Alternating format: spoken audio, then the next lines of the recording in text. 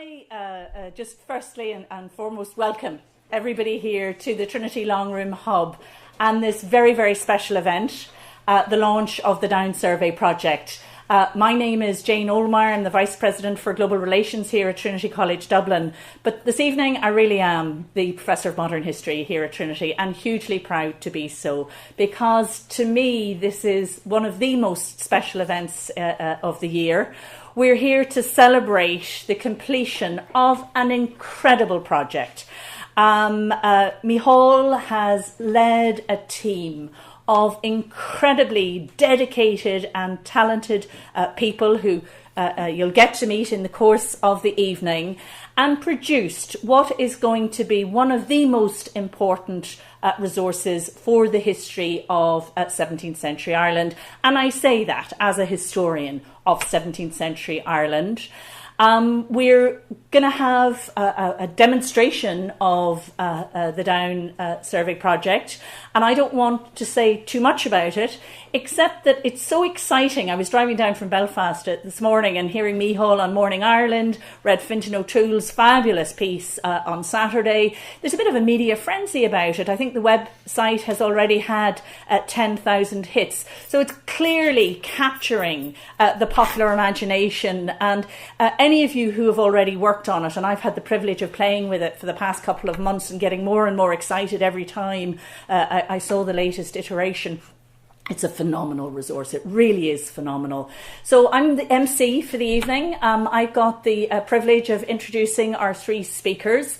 We're going to start with a figure that will be very well known to many of you. He's a very, very distinguished historical geographer, Willie Smyth from University College in Cork.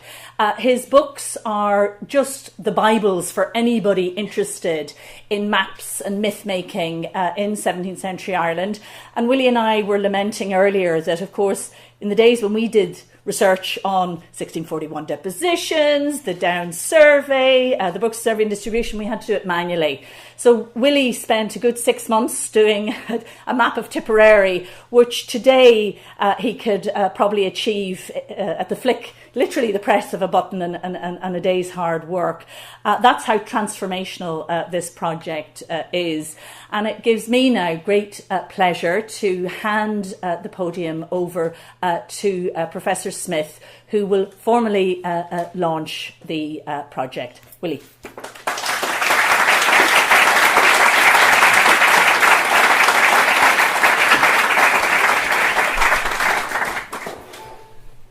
Professor Olmeyer, agus Gwynú Illig.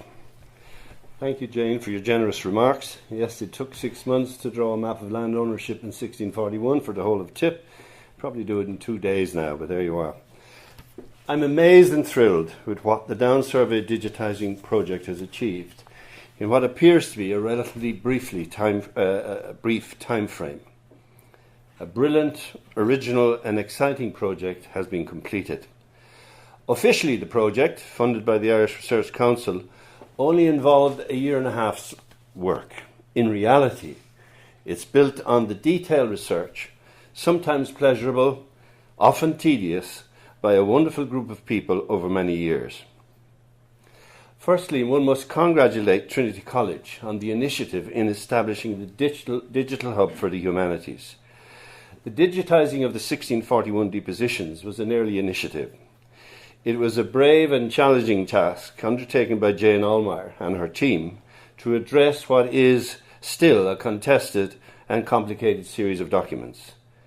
It succeeded wonderfully, aided by Editor-in-Chief, distinguished historian Aidan Clark. And note the cumulative effect already of the Humanities Initiative, because digitised evidence from the 1641 depositions is now being incorporated into the Down Survey website. Micheál O'Sheachruadh was a major player in that massive 1641 initiative. And it is Micheál who both initiated and steered this Down Survey project to completion, with his customary skill, enthusiasm and panache. An expert on the mid-17th century, Micheál has published widely in the 1640s and 50s, including his acclaimed book on Oliver Cromwell. He was therefore ideally positioned to provide the necessary academic oversight and care to carry this project of such complexity to completion. A wonderful achievement, Micheál. Cógardachas Crí, asocht an sáireacht atá déantúga. Micheál was fortunate in having David Brown, here on my first left, as his research associate for this enterprise. Some of us know a reasonable amount about the sources for mid-17th century maps, and some other of us are experts in using geographical information systems, i.e. GIS mapping techniques, on research topics that we may know very little about. But in David Brown, Micheál found a researcher who had a phenomenal command of the diversity of relevant mapping sources and a parallel, almost unique capacity to digitize such maps for a whole variety of scales. In the Down Survey documents, we find the term terrier. It means a written description accompanying the parish or map, parish or townland. And David will forgive me if I say that he was a terrier-like in the way he doggedly pursued every possible archival source to put together 2,000 often beautiful maps, searching around Ireland, Britain, Paris, or wherever, so as to acquire the best Down Survey parish maps and so optimize the quality of this digitizing project. You need to know, all of us need to know, that many of the original Down Survey maps were destroyed in an accidental fire in 1711. And the remainder of the originals went up in flames at the Four Courts in 1922. So in truth, this project sees the reassembling for the first time of a phenomenal collection of maps, terriers and land ownership materials which have been scattered, lost and are forgotten over the centuries. These many maps are now digitized and made available as a public online resource. It's a huge achievement. Owen Bailey, who's beside David on the second left there, on my left, you're right. Owen was also central to this project, bringing his finely honed GIS expertise to bear on the really intricate questions of making these digitized maps so accessible to us ordinary mortals, while also facilitating very creative research questions. I'll come back to that. In turn, the technical expertise of Google mapping facilitated the layering and interweaving of different kinds of map evidence from the county through the barony to the parish to the humble townland, as well as providing modern topographic maps and satellite images derived from Google Maps and Google Earth. Now, what is the Down Survey, you might ask? We have to go back to the Cromwellian conquest of Ireland in the late 1640s and early 1650s to answer that question. Following the bitter traumatic wars of the 1640s and the final defeat of the Catholic Irish forces, Cromwell and his Parliament decided that the properties of the Catholic Irish elite, with few exceptions, should be forfeited to pay off the officers, soldiers and adventurers who had either fought in or funded the conquest. But if properties were to be confiscated and transferred to new owners, new maps of the country had to be made. And enter a friend of mine, a most original, enterprising and versatile genius named William Petty. His visage rightly appears early on in the website, isn't that correct? Yes. And he should be there. It was Petty who led this first ever field survey of any European country between 1655 and 59, utilising almost 1,000 assistants with varying levels of skills to produce detailed parish townland maps to high levels of accuracy.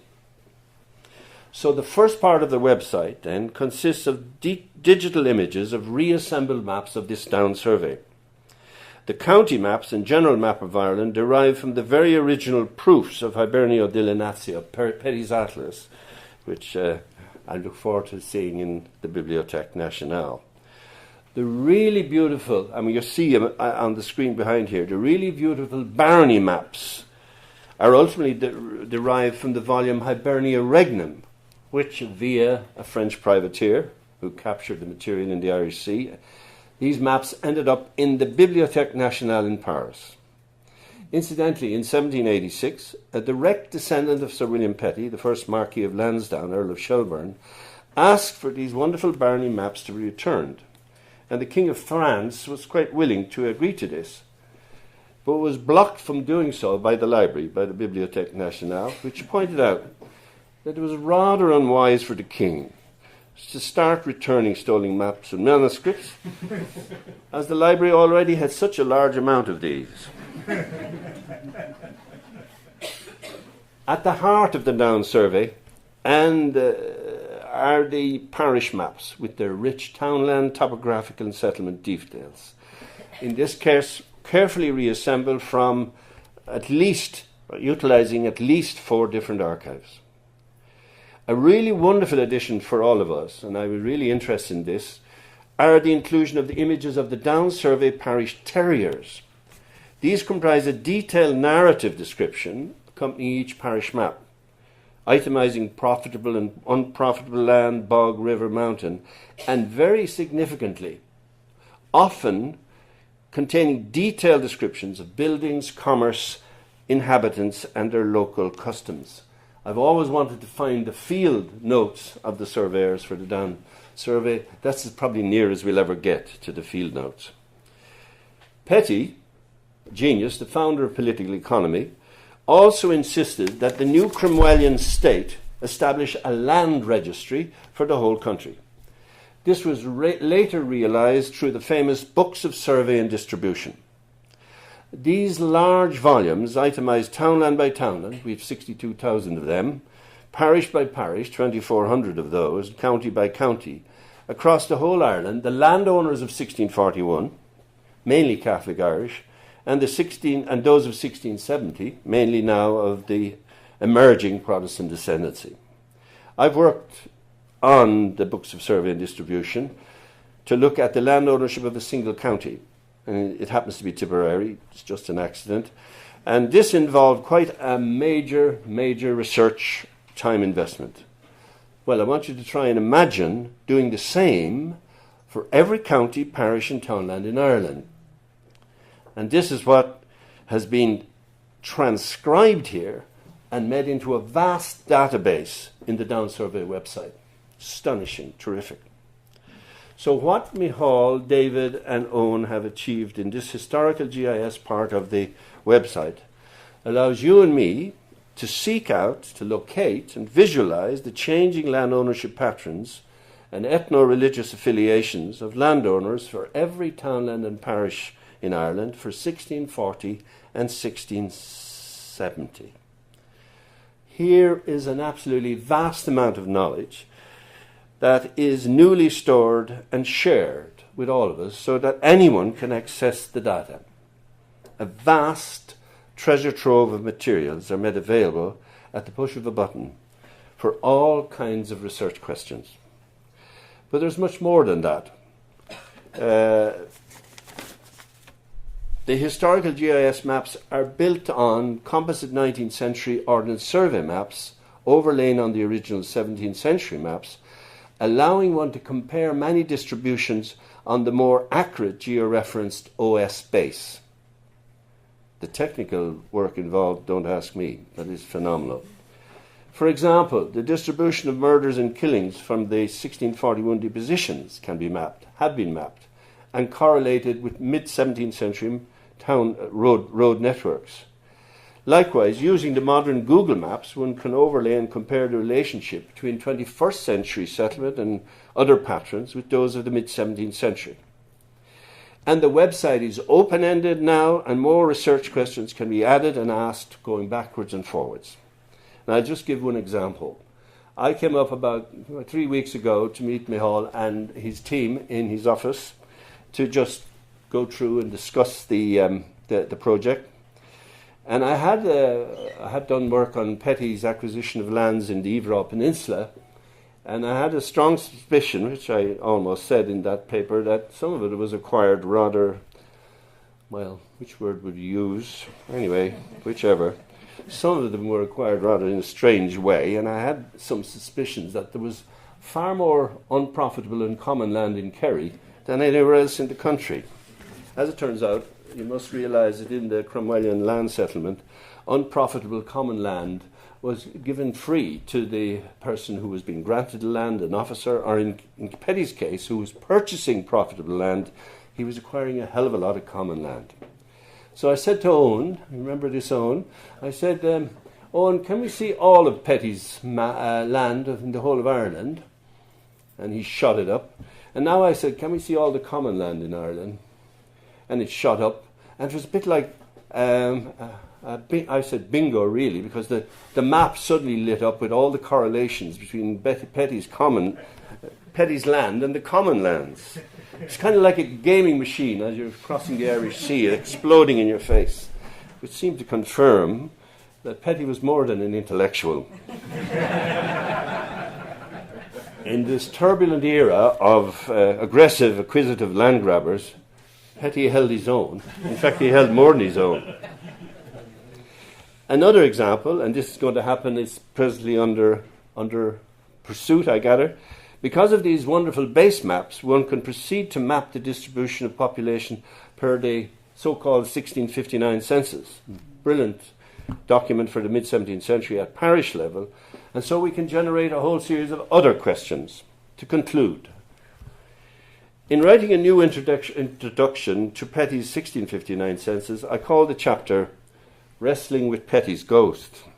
I knew that I had established quite a lot about how Petty constructed the census, but I also knew that a wide range of issues had eluded me. Can one wrestle with a ghost? But now, I feel, with this down survey project, Petty has been finally pinned down to the ground, that his achievement has been admeasured, and that this giant intellectual has finally been reined in by these enterprising researchers and their GIS techniques. These scholarly mapping magicians at TCD, and I think they're magicians, that's my kind of, it's magic what they're doing, with the help of Google, have resurrected a turbulent era with extraordinary accuracy and ingenuity. I am certain that a superb hard copy atlas of 17th century Ireland can now be published, and I encourage the university and other interested bodies to give their full support to such a worthwhile project. This website is a wonderful achievement of Micheál Shocrú, who shares his deep knowledge of the 17th century with such generosity. It's a wonderful achievement of his team, David and Owen and others, and of Trinity College and the Humanities Project. It's a gift to the whole country. It gives me the greatest pleasure to declare that this Town Survey website is officially launched for the benefit of everybody interested on this island and well beyond. Go raibh míle maith agaibh.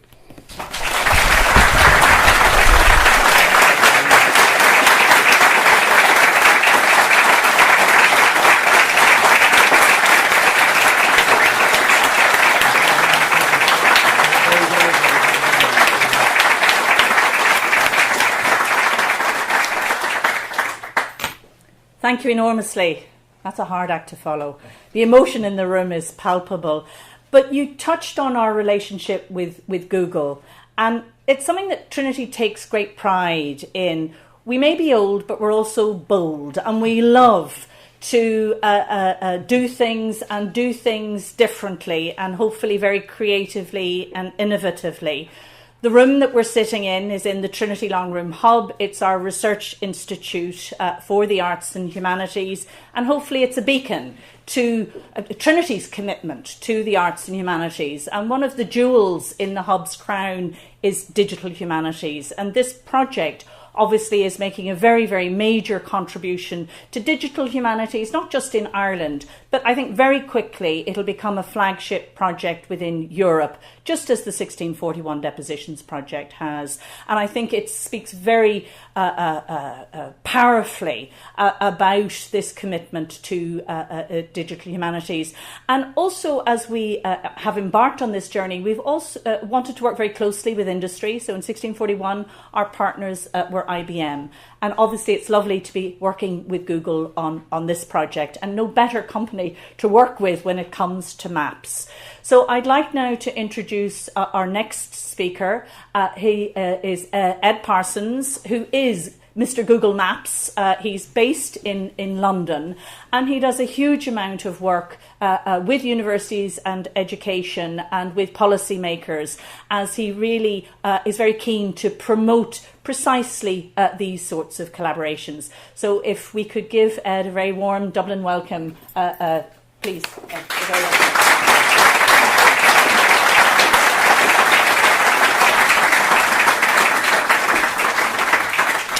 Jane, thank you very much for that kind introduction, and Willie, you are a very difficult act to follow, for sure. I mean, you can see the passion and the knowledge so far, and how much this project means to the historical geography community and the wider community here in Ireland. And I feel, I must admit, a little bit of a fraud being here, because Google played a relatively small part in this. You know, the real magicians, as Willie said, are the people here. I understand, you know, some people in this room might be Manchester United supporters. Anyone?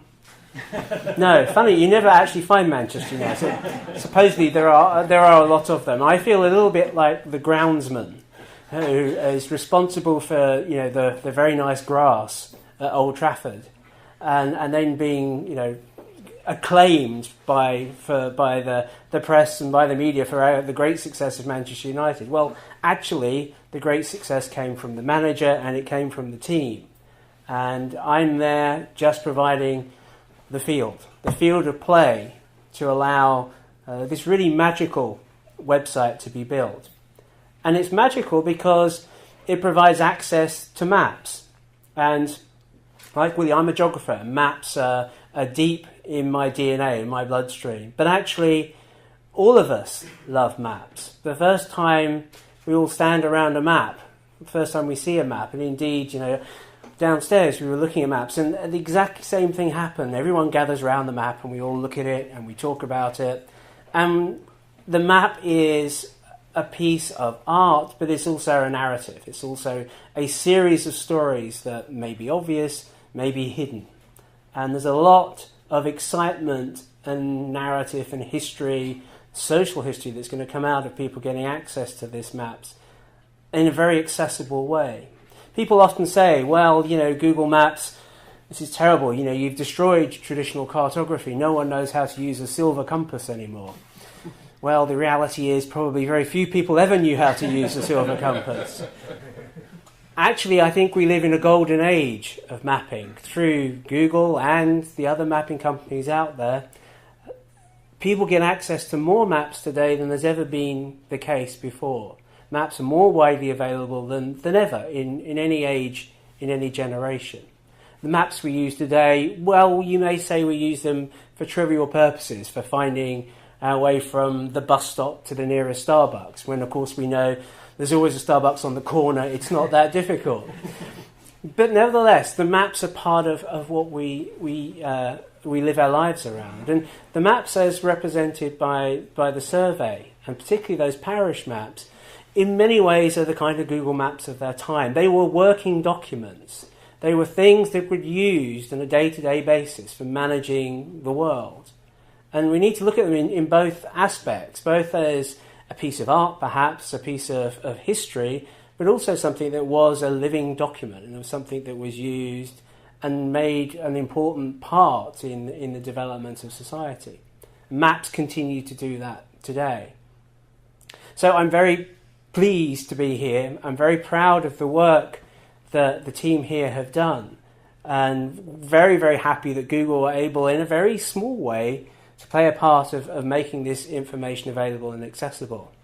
And it's amazing to think that okay, we've had 10,000 hits so far, and very good job, guys. But there's another 2 billion people out there who are connected on the web that want to look at these maps as well. And they can.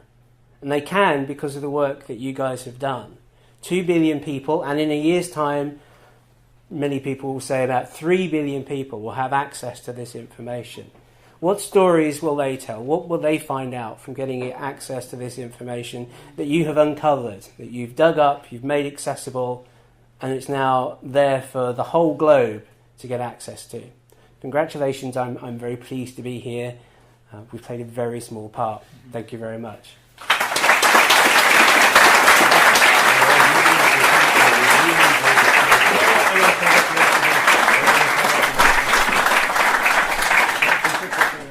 Thanks very much, Ed. It's great that you're here. 3 billion, wow. We were delighted with the 10,000. Anyway, it's mind-boggling. Now, last but of course not least, Micheál O'Shucrú will say a few words about the project.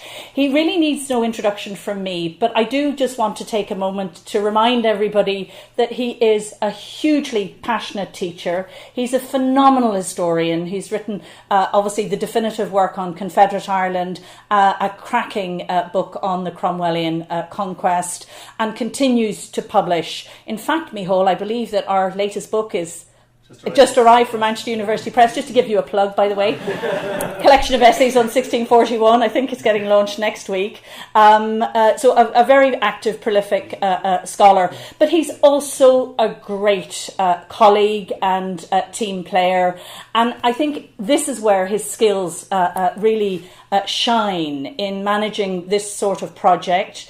I know in 1641 the team, which grew to about 60, there was never a crossword said, and I believe it's the same here. And that actually doesn't surprise me because of the professionalism and rigour that Micheál brings to anything he does. If he's given money, you can be guaranteed that he will come in under budget, over spec and on time. And there's not many PIs that can do that and do that systematically. I think if anybody's here from the Irish Research Council, congratulations you on spending your few shekels wisely. Maybe give them a few more. There's another big project coming up. And I think the only other thing I'd like to say is obviously Micheál is a historian, but the team is a multidisciplinary team. It involves archivists, librarians, computer scientists, historical geographers, and I could go on. And it takes real skill to bring out the best across disciplines like this. And Micheál has done just a fabulous job. So Micheál, if you'd like to say a few words about the project.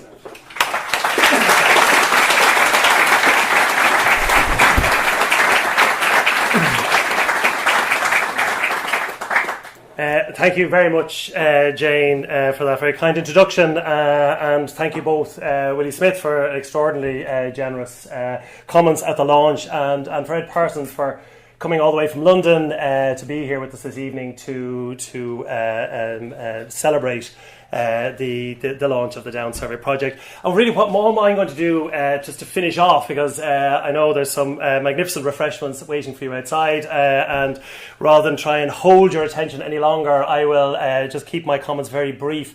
And then I just want to run through a brief demo, and a very brief demo of the site itself, just to give you a flavour, and it is just a very brief flavour of what you can do with this site. And its potential, really, and we've had just such a wonderful response today, right from this morning when it really kind of went public. In some ways there was some coverage over the weekend, but today it kind of really went public, and it's just been extraordinary. And as Jane was saying, Ed Parsons was going, come on, 2 billion, and I was thinking 10,000 people have looked at this in one day. To me that seems like an extraordinary number of people, and Owen was saying earlier there's 500 people on it right now, and I was going, no, that's brilliant. So we're very excited just at the response to this, and I've already had a number of crank calls complaining about things we've got wrong, which which is a real sign that people are engaging with it in a very serious way. Apparently, there's some townland, the name is spelled wrong, and there was somebody very irate on the phone earlier about it. And that's the kind of public kind of, as I said, engagement we want. We want to hear these things. We want people coming back, telling us where we've got it right, but also where we can, sort of work at it and try and fine-tune it as we go along. But before I tell you the site, I say I really do, there are a number of people who I really do have to thank in this. And first of all, thanks to Jürgen Berkhoff and the Long Room Hub for allowing us to hold the event here. And thanks to Sheridan's who provide all the refreshments, which you will be enjoying now shortly outside.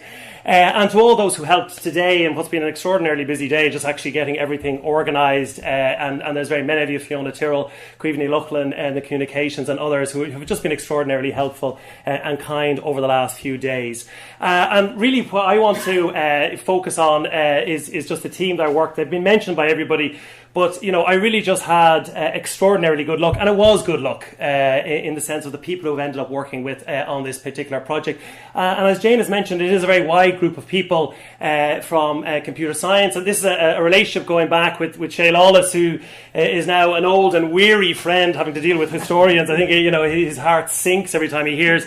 We've got yet another query about what's going on. And Vinnie Wade is here at the back there as well. And we've got a very long and fruitful relationship with computer science that really has underpinned so much of what we've done here, and we're so grateful to them for sort of working so effectively with us over the years, and hopefully in years to come as well, because it has just been extraordinarily successful in so many ways. And then just other people in the wider sense that have been there, from Eamon Darcy, who's been working with us, Mark Sweeten as well, people who've been on the project board, such as Mark Hennessy, Paul Ferguson from the Map Library, just really sort of doing some great stuff and always being so helpful, whatever we've asked for, and however awkward we may have been at times, in always trying to push the boat out just that little bit further, way beyond what we had originally thought, but we just get very greedy once it begins to sort of roll. We want more and more and more. So I thank you all for that, and I say for anybody else I've forgotten, please forgive me. But I really kind of want to focus on the two people that have already been mentioned, but they really deserve to be mentioned yet again, because I think both with Dave Brown and with Owen Bailey, I just have had two of the best collaborators. And I know on the website they're called research assistants. They were not research assistants, they were collaborators on this project, and they really were just quite extraordinary. I gave a talk here to the alumni a few years ago, and at the end of the talk, Dave Brown just walked up to me and said, "That's very interesting stuff about 1641. Are you interested in the Down survey at all?" And if I'd known what was coming, I would have just said, "No, I'm not interested in it. I have no interest whatsoever. I've never even heard of it." But unfortunately, I said yes, and that was me hooked in. Because Dave is just an extraordinary individual. He's been working on and off of this for years. His knowledge of these maps and this survey is encyclopedic. I mean, it really is just absolutely extraordinary. And he's one of the most generous scholars I have come across in this. And really, I don't think this would have been possible without Dave. He had done all the detective work, trying to find these things and then just actually exploiting them and using them. And people sort of say, well, there was never a crossword spoken, and they were always very, very helpful for their time. Believe me, I did really ask a lot of Dave, and he never once, I'm sure behind my back, he was cursing me like I was, but never to my face. He was always just so polite and accommodating and helpful. I mean, it really is being quite serious. And Dave, I'm really, really grateful to you for all that, because as I said, this simply would not have happened without you, and he deserves. So I know his name, but could you give Dave a big round of applause there, please?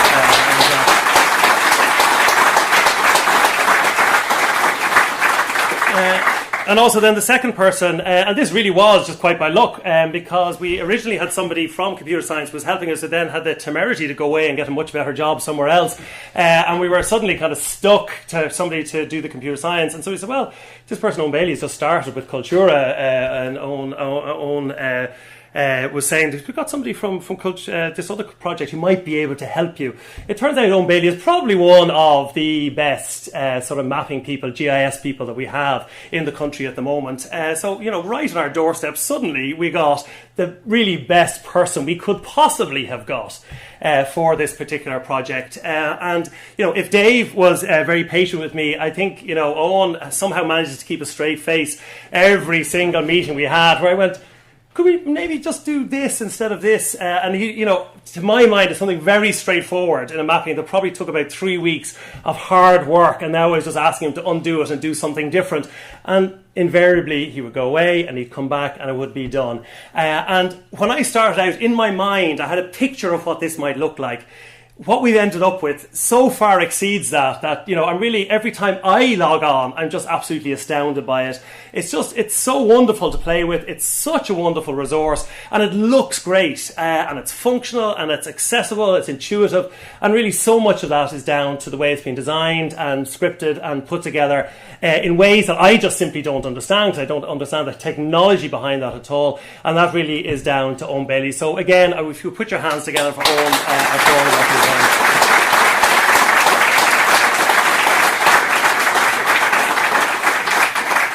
Now, I'll just sort of just now very quickly run through, a very brief demonstration of the site itself. I'm not going to tell you everything about it. There's far too much going on, and it would just take far too long to do that. So all I can advise you is to, you know, jump into it yourself. It's now, as I said, it's publicly accessible at downsurvey.tcd.ie. That's it. You can go on yourselves and play around with it.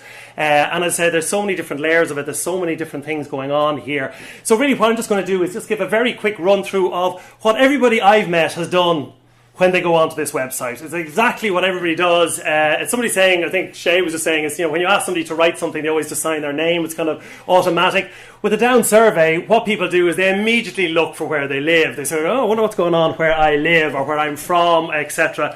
And when I first got this site, when Owen came and said, right, it's now available for me to look at, that's exactly what I did. I went straight in there to have a look and see what you know, in the areas that I'm familiar with, that I know, and just to see what it looked like in the 17th century. So we just start here. The homepage there, of course, is Sir William Petty, who we heard about from Willie Smyth earlier on, the man who was behind this project in the 1650s himself.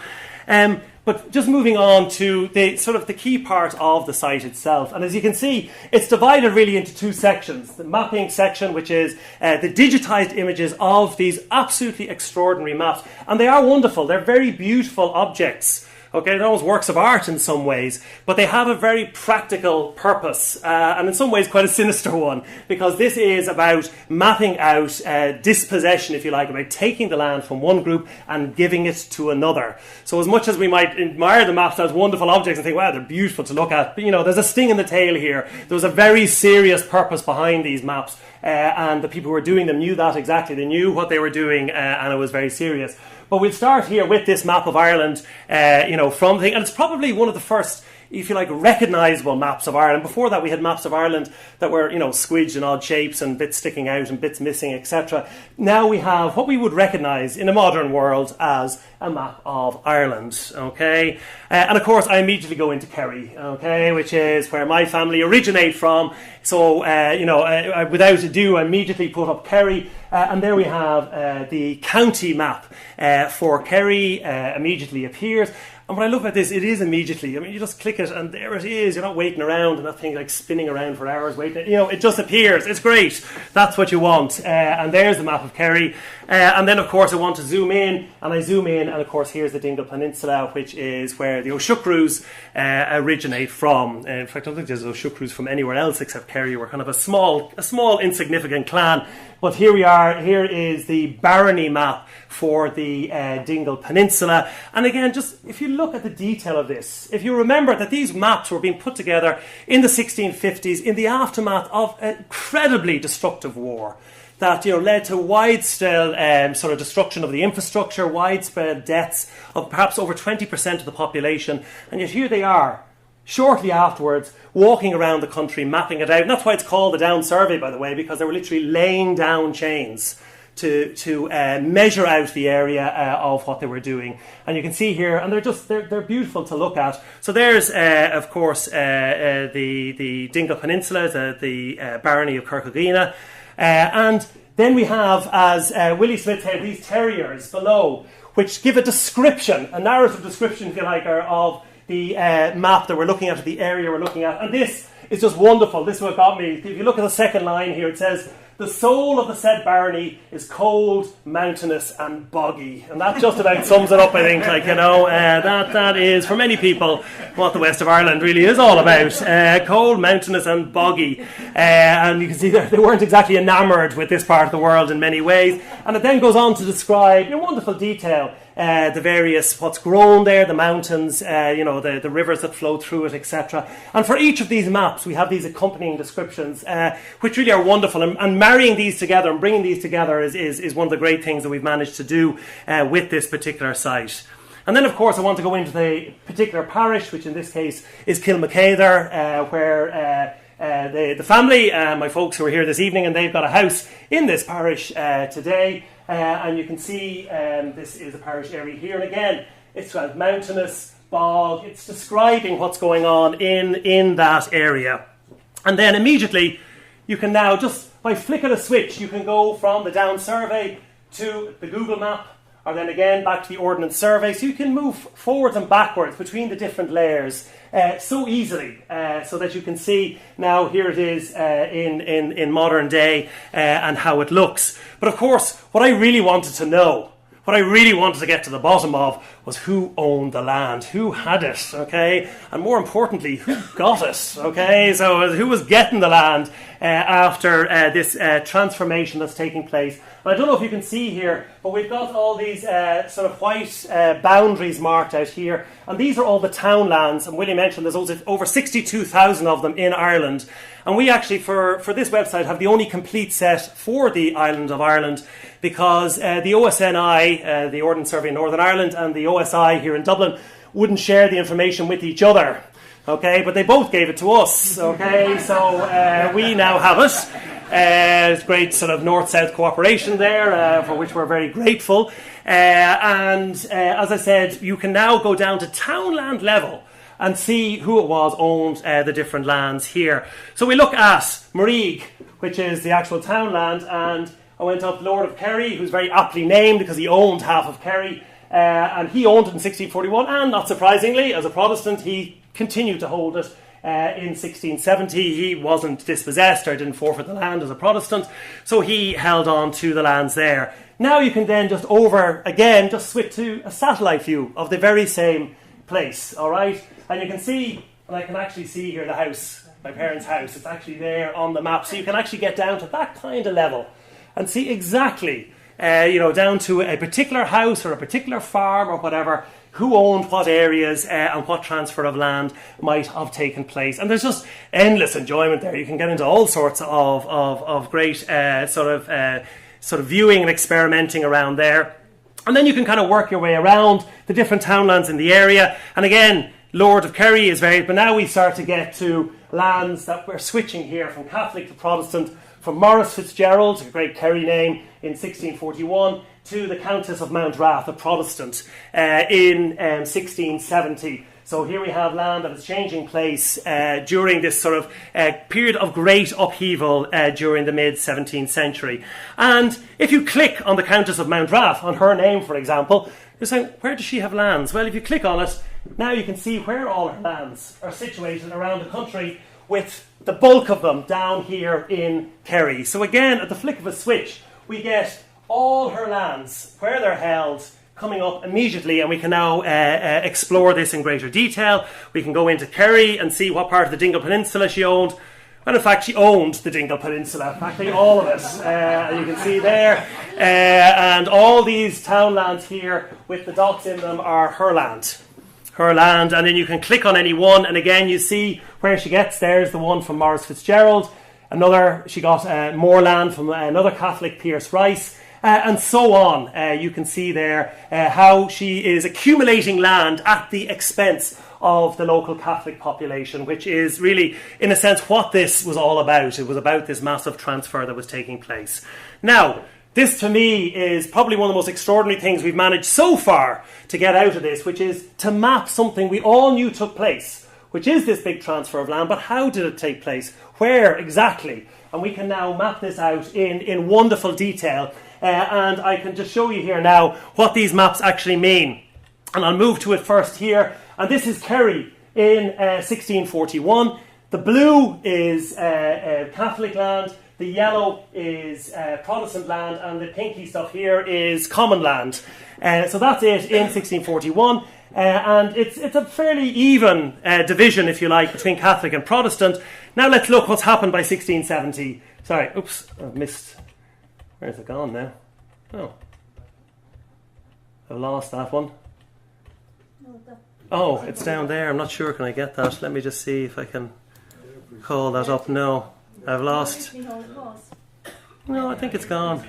No, I'm missing a slide. Guys. Sorry, I'm missing a slide. So what I'll just do is I'll show you probably in more where we have now. This is the entire province of Munster, with, again, in 1641, the Protestant or the Catholics in blue and the Protestants in yellow. And then see what's happened by 1670. And you can see almost the way that the Catholic landowners have been, to a fair degree, wiped out in the province of Munster, with the one exception being this area here, which is one single landowner, which is Muskerry, Viscount Muskerry, who had huge estates in Cork at this time. He was a personal friend and close favourite of the king, so with the restoration of Charles II, he manages to hold on to his estates. But apart from him, Catholic landowners, for the most part, have been, sort of pushed out of Munster completely. And that is something that you get, and these are the final slides now. Again, you see here, 1641, the entire country. And again, very evenly divided between Catholic and Protestant. And again, obviously, Protestant, the yellow here, very significant in Ulster, where they already have the Ulster plantation. But elsewhere in the country, very evenly divided. And then, by 1670, again, you can see the way the Catholics simply have been pushed out. Okay, and the only place that they're in any significant concentration is, of course, in Connacht, where we get the phrase, of course, to hell or to Connacht, which was never said at the time, but I mean, it kind of sums it up. With, again, the few exceptions being around individual lords who were close friends of the king who managed to hold on to their estates. Now, we're mapping this out down to townland level, an extraordinary amount of detail, and showing through maps something that we all knew had taken place, but not how or where exactly. And this is only the starting point. This really is only the very beginning of potential here, because really all we are doing is we're putting at the disposal of researchers, students, the general public, material that they can now exploit, work with, and try and come up with their own conclusions from. And on that grounds, I want to finish with, and it's not something I'd normally do, but I just thought he sort of said it in a much more eloquent manner than I would ever manage. But it's Fintan O'Toole in actually I thought a very thoughtful article on Saturday in the Irish Times, and he just kind of summed up the project at the end. And I'll just finish by just reading what he's got to say. And he's talking about this website, and he says, "This is a new kind of knowledge. It is not a product, but a process. It consists not of conclusions, but of an open-ended invitation to explore. And it does not separate the idea of research from the idea of communication. Every aspect of the project is about research and about making public of the documents, tools and methods through which this research can be done." So as I said, I see this really not as an end of what has been an absolutely wonderful project. And in many ways, I'm very sad to see it come to a conclusion, because I've just really enjoyed it so much. I've just had such a wonderful time working on this. I'm delighted to say that Dave Brown is actually now starting a PhD with me, working on this, and I'm absolutely so thrilled that he is doing that, because it just gives us an idea and an opportunity to collaborate in the years to come on this work and what's going on. That's really exciting. And even though Owen is heading off in Trinity, I'm hoping that he will also be involved in another project we're developing at the moment, so that we'll keep those connections going and keep the team that has been so productive and worked so well over the last number of years together. So I'd like to thank you all so much for coming along today, because for me, as I said, this has been just such a wonderful experience. It's been so enjoyable. It's been so productive. And finally now to see it at an end, at a conclusion, and here in front of you all is something that, makes me very proud, but also just very happy as well, because the Down Survey is just such a wonderful resource. It is something that, as Willie was saying here, it's something that everybody can enjoy, can engage with, and if you've got any interest at all in Ireland, its people and its place, well then this is the website to look at. So thank you all so much, and I will now let you get started with the wine. So thank you.